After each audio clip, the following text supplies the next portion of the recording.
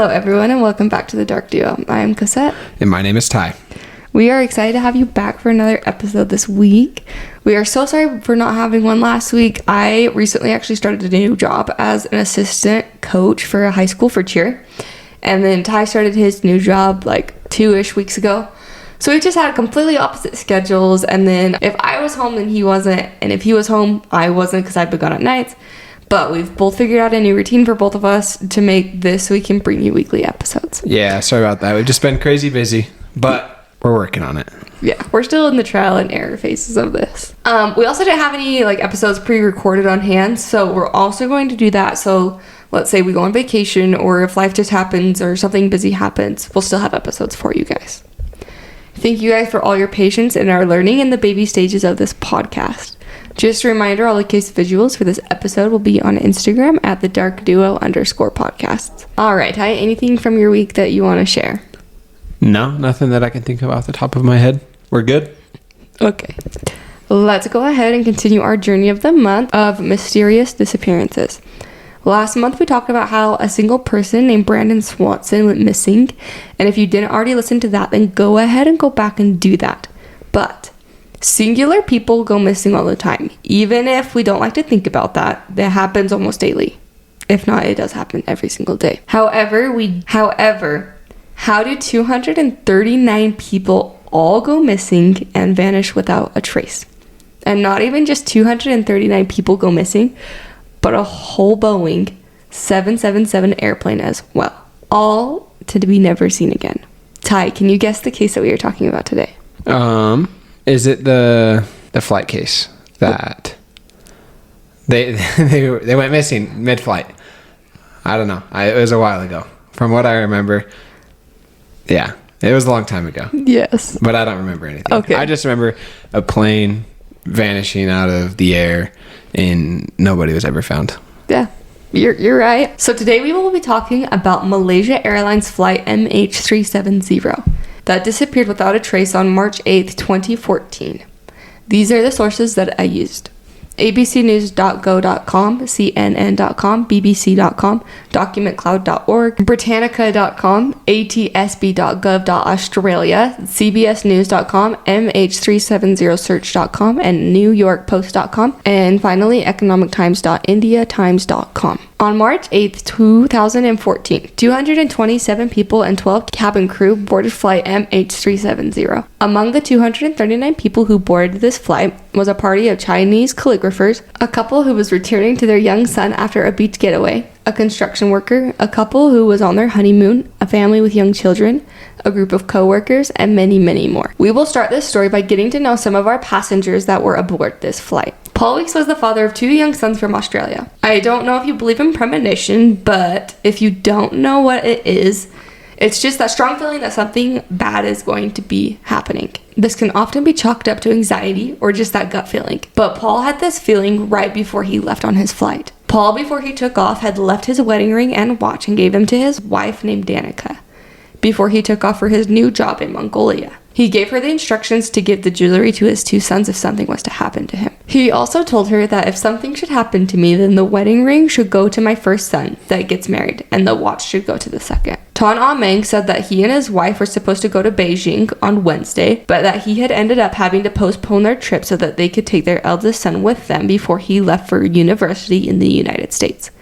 This family had ended up taking the fateful flight of MH370. They had left their 2 younger sons at home with a relative. The children were aged 14 and 12 in the year 2014 and figured they'd see them after their trip. Stanley Wong Sai Sang was not supposed to be on flight MH370 either, but he had also missed his earlier flight, and so he ended up on a standby list and got put on flight MH370. It was also his birthday on the day of the flight. Sad. Datin Bibi Nazli Maud Hassan was a 62-year-old mother who had taken her 2 grown daughters named Dina and Maria, along with Datin's sister named Norita. Norita was 57 and had been celebrating her retirement earlier and set off with her nieces and sister for a little vacation getaway. Paria Noor Muhammad Merdad was 18 and hoping to join his mother in Germany and seek a new life. His mother had been waiting for his arrival, and he had previously posted on Facebook a status of feeling excited 2 weeks before the flight happened. Another man named Dilaver Sayed Mohammad Reza was a young Iranian at age 29 who had planned to settle in Europe for a new life as well. Dr. Eugene Lee recently had finished his doctoral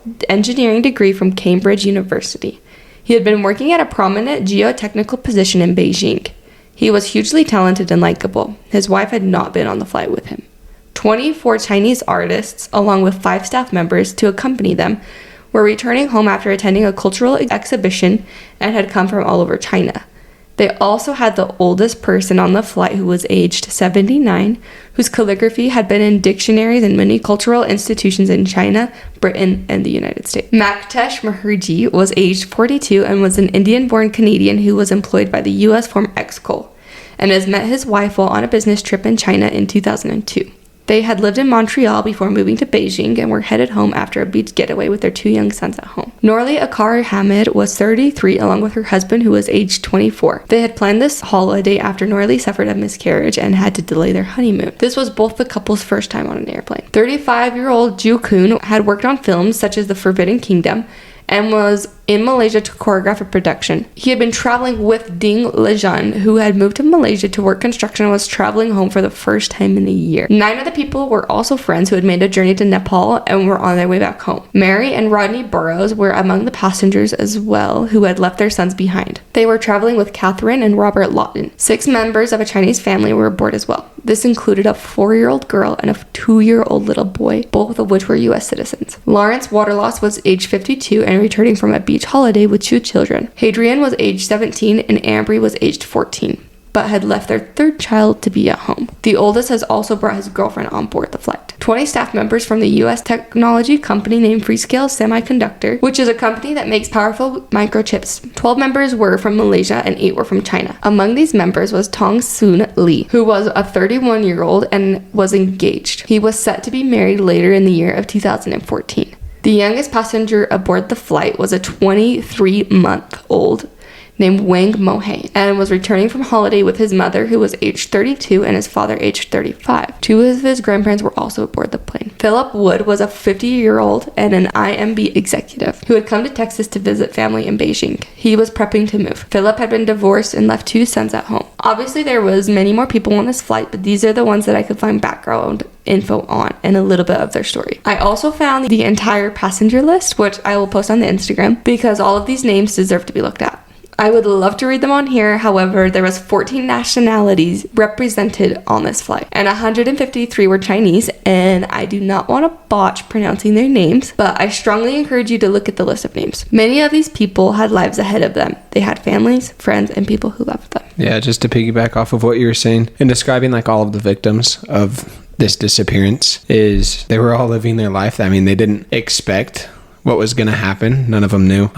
And it's sad because they all had a life ahead of them and it was taken too early, but nobody knows where they went. They just disappeared. So I'm excited. I think I kind of wanted to make it more about the people on the flight too, because a lot of people just make it about, oh, an airplane disappeared. When in reality, yes, an airplane disappeared, but there was living, breathing people who were on that flight who need to be remembered. Absolutely. You know, a bunch of individual people that had their own story, and that story was ended too soon. Exactly. That was very well said, Ty. Oh, thank you. So let's go to the day of the actual flight. The day is March 8th, 2014. All these passengers had boarded their flight from Kuala Lumpur to Beijing. This flight was a red-eye and it had taken off at 12:41 a.m. local time. It had reached a cruising altitude of 35,000 feet at 1:01 a.m.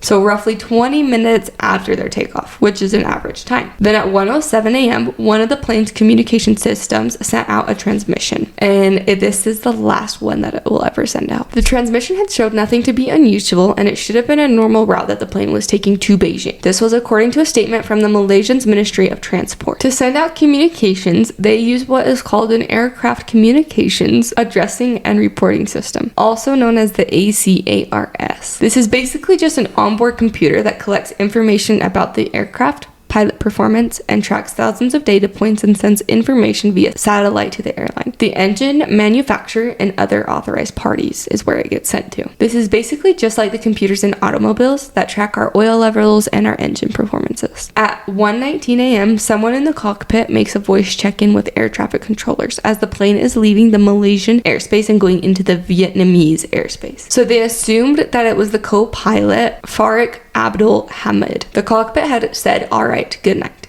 which good night is a radio parlance used by pilots when they are executing a handoff from one airspace to the next. So this was normal and happens all the time when they want to switch, so this was not abnormal. Then at 1:21 a.m., so just 3 minutes after the voice check-in, just as the plane was about to enter the Vietnamese airspace, the plane's transponder was turned off. So I had to look up what this was because I had no idea what a plane transponder was. So for any of you those who are like me, I'll explain it to you. A transponder is an electronic device that will transmit and signal a response to a specific type of incoming signal from air traffic control. This is also called ATC. This then will provide information like altitude and identification to help ATC track and identify what aircraft is there. So it's basically just a radar system that helps ATC identify and track aircrafts. So when a transponder is turned off, the plane is flying blind from the ground's point of view. If the radar is still there, then the radar will see a blip, but they will not know who it is or where they're going, just that a plane is there, which makes it so that flight MH370 just suddenly disappears off the radar, which is odd about this flight. Oh, absolutely. It's not, I mean, it could have like had a technical malfunction where the transponder went out, but I doubt it. Something's sus. The transponder had been intentionally turned off, likely by someone in the cockpit. This would prevent ATC from tracking the plane. So this move is still mysterious around the flight. They're not sure why they turned this off. It has been said that maybe the device had an electric short and caught on fire, which would make the pilot shut it down rather than risking the spread of fire to the rest of the plane. This would make it safer for all passengers aboard the flight. However, for the case of Flight 370, pilots are a little puzzled by this. John Radzinski, who is a Boeing 737 captain, said that among fellow pilots there is a raised eyebrow like Spock on Star Trek, and you just sit there and go, why would anyone do that? So the plane transponder gets flicked off by someone in the cockpit. That's interesting. Give me more information. At 1:28 a.m., the Thai radar station picks up an unknown aircraft that was flying the opposite direction of what Flight 370 had been traveling before. But since it didn't have the transponder on, they didn't know which plane it was, correct? Yes, it was just an unknown aircraft. Yeah. They just saw the little dot pop up on the radar. Exactly.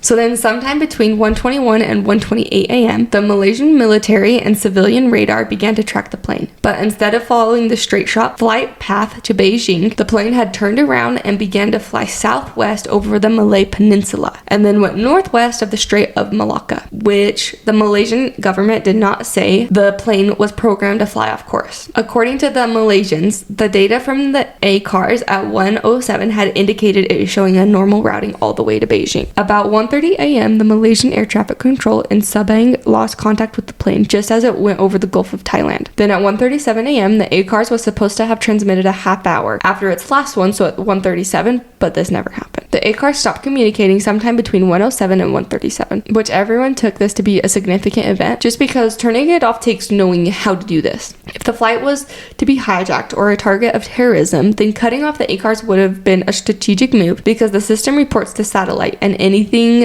that's happening will be reported that's done on the plane. But at this time, the plane goes silent and is never heard from again. That's scary. At 2:15 a.m., the Malaysian plane is no longer transmitting any information by ACARS or by transponder radar to ground or into anywhere else. According to the Malaysian Air Force official, a military radar tracked the plane as if it was passing on the Strait of Malacca. By this point, the plane was hundreds of miles off of its original course and on the other side of the Malay Peninsula. Military radar showed that it had flown into a western direction back over the Malay Peninsula. This was the last time that any civilian or military radar was known to have tracked the airplane.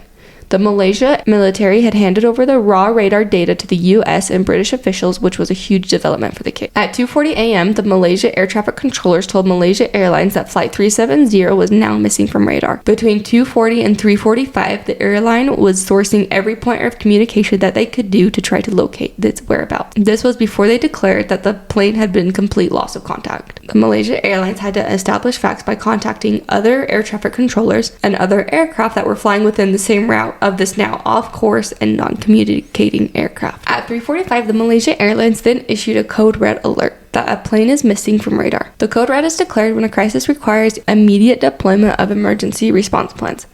It took about an hour to send out this alert because it was still trying to locate the plane before confirming that the plane was missing. They had sent many messages to the plane and waited for responses only for them to hear silence from the aircraft's end. At 6:30 a.m., the plane should have arrived at Beijing but did not. At 7:24, they made a public announcement on Facebook about the plane's disappearance. Then at 8:11, they found satellite footage that had last tracked the plane, which was more than 7 hours after the initial takeoff. They did not provide details, only that the orbiters high over the ocean had detected the plane as the satellite attempted a series of electronic connections with the plane below it. It was likely that the plane was silent and unable to respond to these connections because the communication system was disabled. However, even though the connections were unanswered, the satellite was still able to trace the plane flying below them, and it was also able to send an electronic message to the plane stating, "There's a plane. Hello.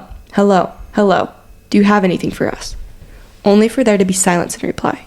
Due to the type of satellite data, they were unable to confirm the exact pinpoint location of the plane when it last connected to the satellite. This disappearance then fell under the NX-13 to the Connection on International Aviation Aircraft and Accident and Incident Investigations, which is a part of the Malaysian government to search for and investigate the disappearance of flight MH370. After the initial air and sea search, the operation decided to focus on South China Seas and the Strait of Malacca on the 17th of March 2014. The Malaysia government had requested that Australia assume responsibility for the search operations when the analysis showed that the aircraft had not headed north but rather south to the southern Indian Ocean, which was within the Australian search and rescue region. The surface search was done by aircraft and surface vessels in the Indian Ocean and had coordinated in the Australian Maritime Safety Authority, or also called the AMSA, and was supported by the Australian Defence Force, which was an acoustic subsurface search for the aircraft's flight recorder for underwater locator beacons, but they found no debris or signals that were associated with MH370. The surface search was then concluded on April 28, 2014. The Australian Prime Minister offered that Australia would continue to lead search operations for the aircraft. On May 5, 2014, the ministers from Malaysia, the People's Republic of China, and also Australia met to consider what the next step would be and agreed that they would take all decisions to regard the search together. They agreed that Australia would lead in the underwater search operation in the southern Indian Ocean with support from China and also Malaysia. The ATSB of Australia led the underwater searches. They used scientific principles to define the most probable area to be searched through. They did this by modeling the aircraft's flight path and the behavior of the aircraft at the end of the flight.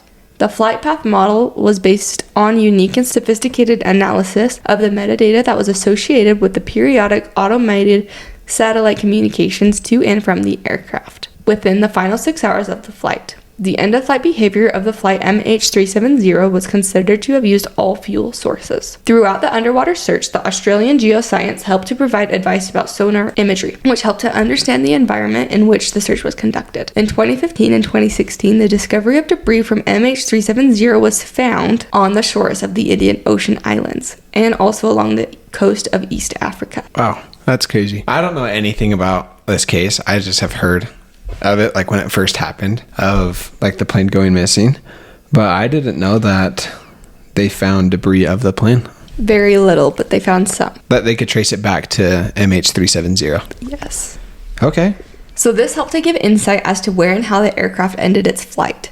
Drift modeling of the debris was performed by the Commonwealth Scientific and Industrial Research Organization, also called CSIRO. The goal of the underwater search was to establish if the debris field for the missing aircraft was the seafloor area that had been defined by the analysis of the aircraft's flight path and the other information that had been gathered. If the debris field was located, then they would be able to plan a recovery operation of the aircraft. The underwater search was going to cover 120,000 square kilometers of seafloor in the remote southern Indian Ocean. If the aircraft was in this ocean, then it would have been exposed to difficult conditions and would be thousands of kilometers away from the nearest port. Even through the efforts of hundreds of people in the search, the aircraft was still not located. On January 17th, 2017, so 3 years later, The three governments of Malaysia, Australia, and the People's Republic of China announced that they were suspending the search for the aircraft until there was further credible evidence that was available. The ATSB published the final report of the operation search for MH370 on the 3rd of October in 2017 as well. This report stated the details of where they conducted searches and why they had done so. They also explained how they conducted the searches over the years and the results, which I had explained all these details earlier. And they are now closing this due to not finding the aircraft. The ATSB then ceased to have an ongoing formal role in the search for this still missing aircraft. On January 16, 2018, the Malaysian government announced the commencement of the second search to be led by the Malaysian investigation teams on a no-find, no-fee basis. That would be immediately north of the previous search area. Then on May 29, 2018, the Malaysian government stated that the second search operation to try to locate the missing aircraft had also come to an end. After bringing the total seafloor search to more than 1,800 kilometers long and 86 to 146 kilometers wide, so 200,000 square kilometers in total, they were still unable to locate the missing aircraft as well, and that they were going to stop the search until further evidence was shown or given as well. The Malaysian government released its final safety investigation report on the 31st of July in 2018. This report was 495 pages long, that acknowledged as the main aircraft wreckage included the cockpit voice recorder and the flight data recorder was still not located. The investigation was unable to draw conclusions as to what happened to flight MH370. It also stated that they did not know why the plane had vanished and that they had refused to believe that anyone other than the pilots had diverted the jet. They also pointed to the failings by air traffic control and said that the plane was changed manually.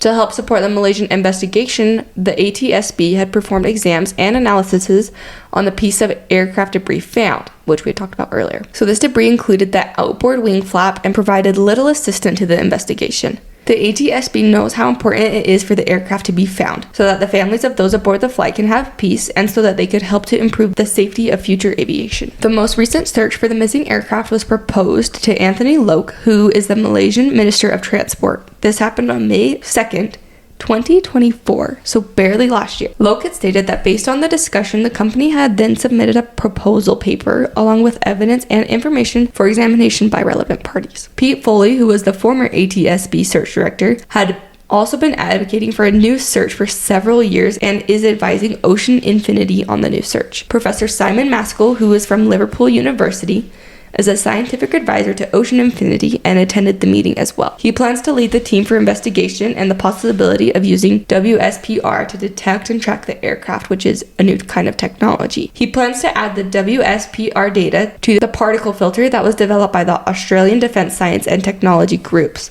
so that they could refine the new MH370 search area. This new search was planned to start in November of 2024.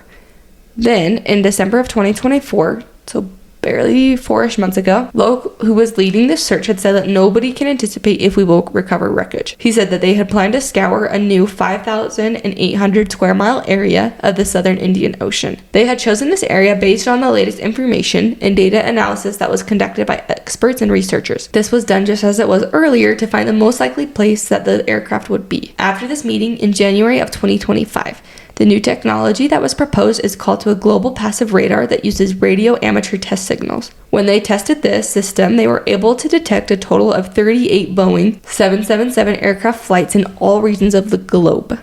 The initial project where this radar system was used in hopes of finding MH370. They retrieved archives of the radio amateur data from March 7th and 8th in 2014, along with the flight path that had followed diversion into the southern Indian Ocean. The crash was then determined to have been a likely cause and should be in the radius area that is roughly 1,560 kilometers west of Perth, Australia. There are over 3 million radio amateurs, and they may test signals to find out how radio waves are propagated around the world. The protocol was designed so that they could test the prorogation of high-frequency ionospheric radio transmissions. The difference between the active and passive radar is that the transmitter is controlled by a radio system versus your passive radar that uses radio transmissions from other sources. It is easier to think of this in the case of tripwires around the globe. So when the aircraft crosses this tripwire basically in the globe, it will then disturb a signal level or the signal frequency. These disturbances are recorded in the WSPR-NET database. There are currently unknown 7,500 WSPR links or tripwires between transmitters and receivers that happen every 2 minutes. This passive radar system is established in the principles of physics. This large-scale study has been used to track thousands of aircrafts and is hoping to track and pinpoint the location of MH370. In February of 2025, relatives of the victims stated in voice that they hoped the new search would finally bring them some closure. Then on April 3rd, so barely 2 weeks ago, the latest search that had been proposed earlier last year was then suspended by the maritime exploration firm Ocean Infinity, as they said it was not the season. This was also less than 6 weeks after the new hunt had even began. They stopped the operation for the time being and stated that they would resume the search at the end of the year. That is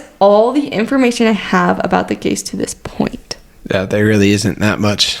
There's not. It's mostly just like propositions that they have, but not really any actual information. Yeah, like there really isn't any evidence of what happened. No. Just the little evidence of the debris of the plane and theories of what possibly happened. They know that the transponder was turned off. Yes. But they don't know if it was a malfunction or if it was purposely turned off or what happened. Exactly. Nobody knows. No. Well, and like even the flight information is very limited.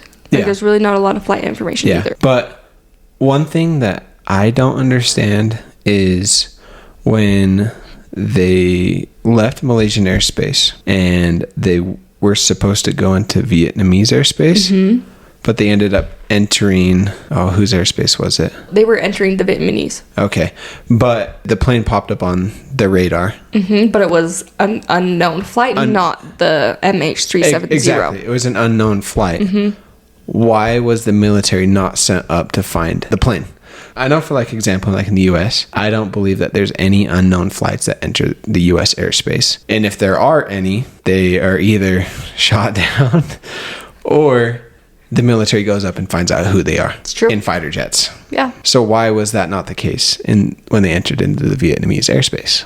I mean, we do know the US has one of the most advanced militaries. So I feel like our military is very more proactive rather than reactive. Yeah. So I feel like that could be part of it. I mean, it also was 11 years ago. Yeah. So I mean, and it probably, I'm sure maybe, I mean, I don't know anything about aviation or flight paths or anything like that. But maybe there could be times, like let's say a transponder gets turned off. There might be times that on a radar, a plane just pops up and they don't know, like, if it was just traveling from like one space to one space. I'm not sure. Yeah. Because I don't know how it works really. I don't know. I think that they should have gone up and found out the plane that was entering their airspace that was unknown. Yeah.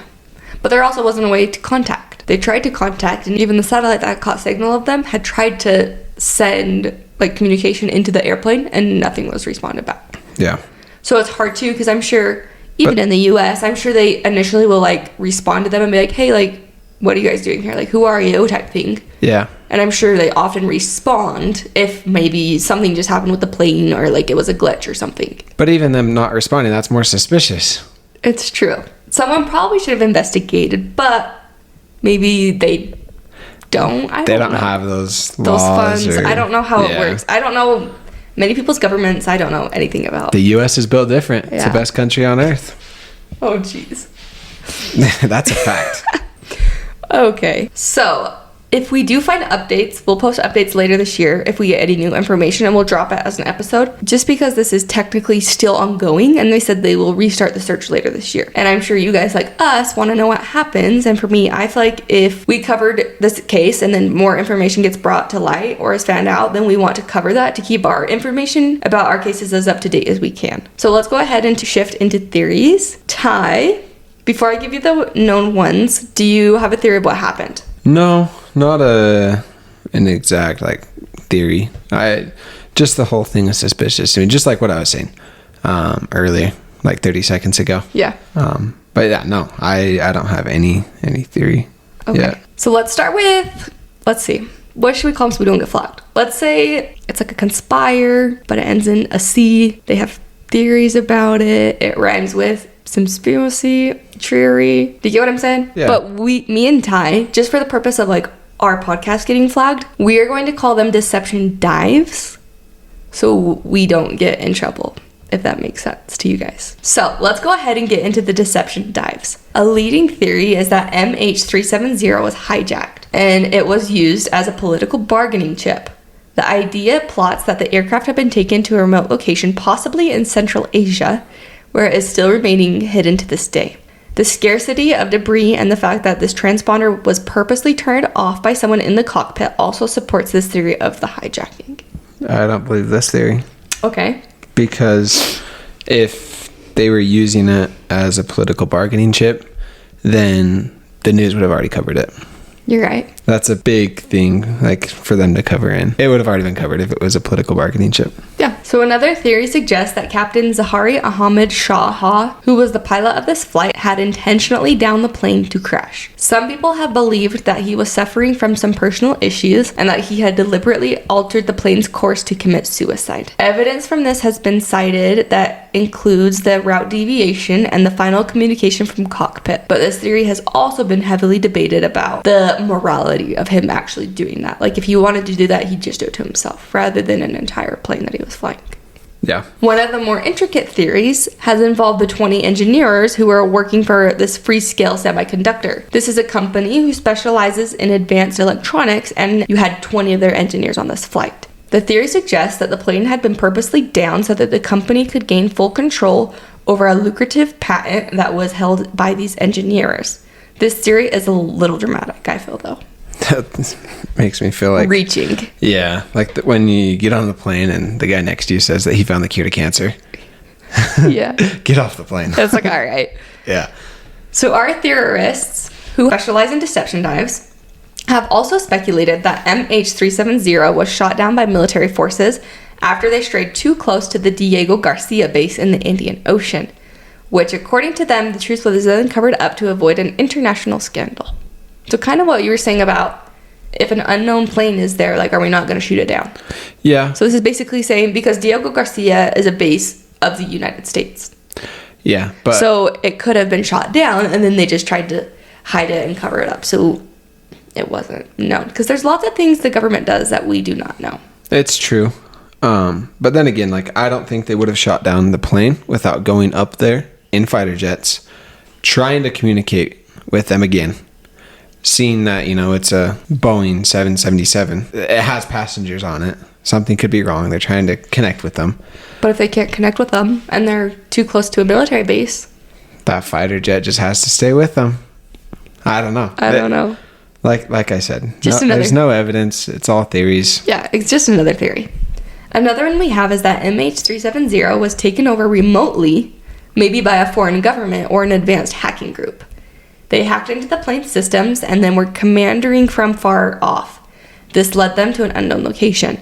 It has been argued that because of modern technology, this is actually a possibility, even though there's no physical proof of this. Like, they were controlling the plane remotely, taking over the controls and flying the plane remotely. Basically, yeah. I don't believe this one. Okay. I mean, there's new technology. It could happen. There is new technology. But I feel like the people building the planes would make that impossible. It's true. They'd probably make it so they could just do that too. Have your flight just commanding it from home. Yeah. Okay, some people believe that Russian operatives hijacked the plane and then diverted it to Russia in response to the Western sanctions. This theory also ties into geopolitical tensions and suggests that this was a power move to prove Russia's power.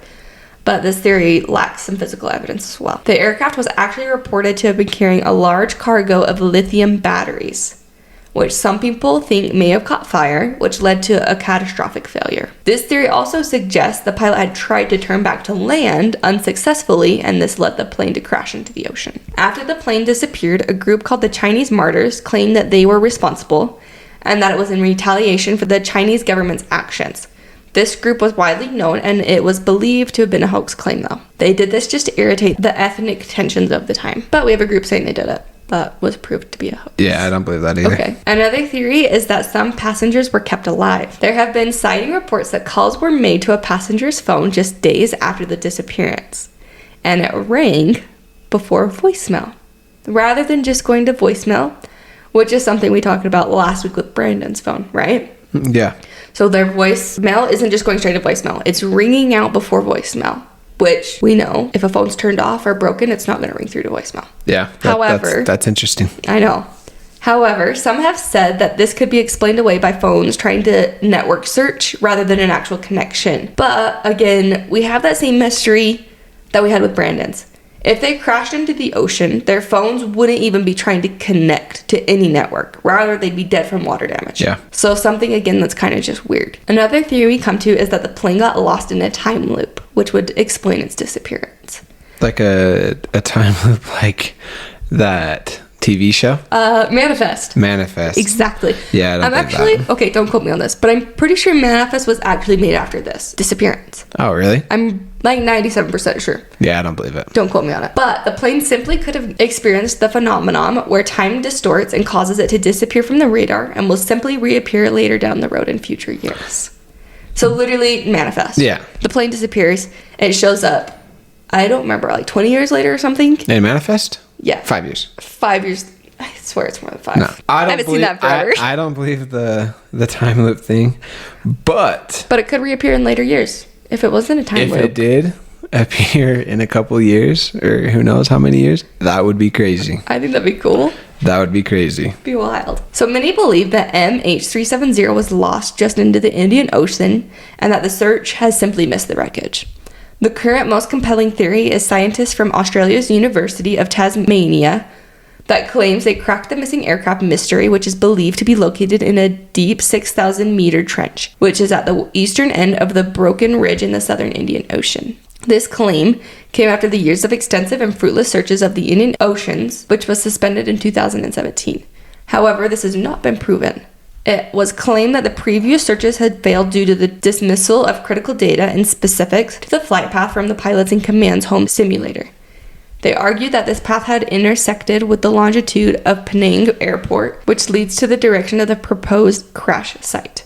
This underwater terrain at this location is rugged and deep, which has contributed to the difficulty of the wreckage being found. They said that this location should be priority for further investigation. This has also brought new hope that maybe it will be solved. It would make sense, too, that they found some of the debris in the Indian Ocean. Granted, it was few, but it was still there. The question is, will the people actually search and explore the potential crash site?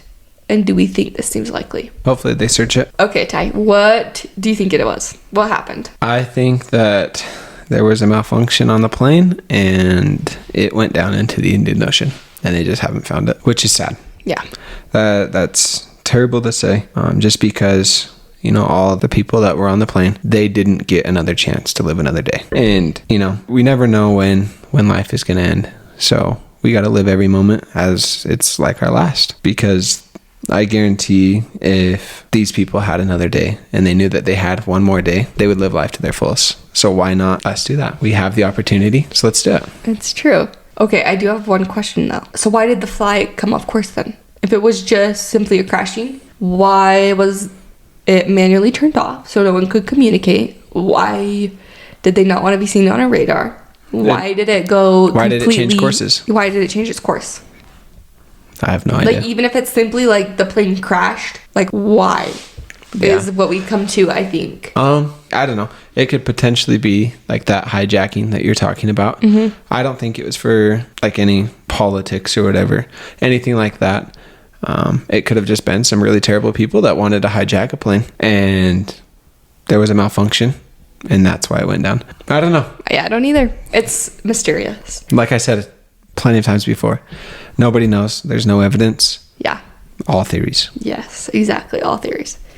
I think that we can all agree that this disappearance is crazy, that a whole entire plane just disappeared. It simply signed off goodnight and turned off and vanished into thin air.